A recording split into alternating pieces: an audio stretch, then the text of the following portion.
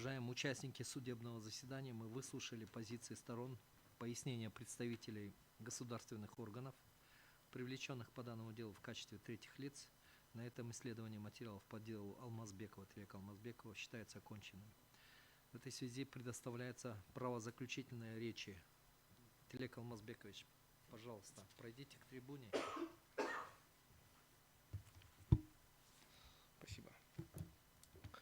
Я не берусь утверждать, что государство не должно защищать граждан и юридические лица от распространения в интернете всяких фейковых новостей.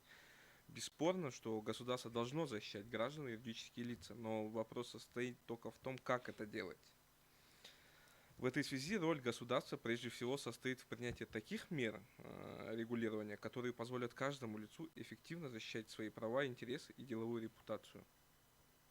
Основная проблема действующего постановления, оспариваемого, состоит в том, что его положения грубо нарушают основополагающие принципы права, то есть равенство сторон и соразмерность наказания.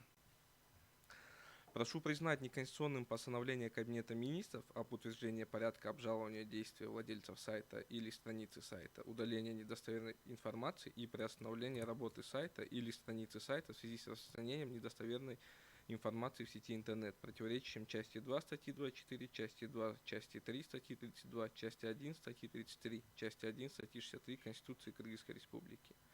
Спасибо. Все, присаживайтесь.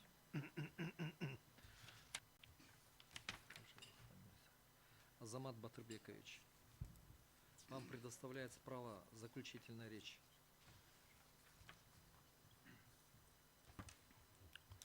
Уважаемые судьи Конституционного суда Кыргызской Республики, уважаемые участники сегодняшнего конституционного разбирательства, в заключение хотелось бы сказать, что ранее нам была предоставлена письменная развернутая правовая позиция, а также сегодня нами были приведены основные доводы, согласно которым мы считаем обжалованные нормы не противоречащим Конституции Кыргызской Республики.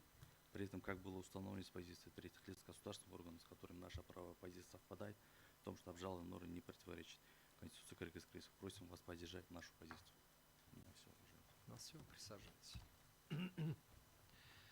Участники судебного заседания, на этом рассмотрение дела по обращению Алмазбекова Тилека Алмазбековича о проверке конституционности пунктов 10-13 порядка обжалования действий владельца сайта или страницы сайта, удаления недостоверной ложной информации и приостановления работы сайта или страницы сайта в связи с распространением недостоверной ложной информации в сети интернет, утвержденного постановлением Кабинета министров Кыргызской Республики от 8 апреля 2022 года за номером 204, считается оконченным. Суд удаляется в совещательную комнату для вынесения решения.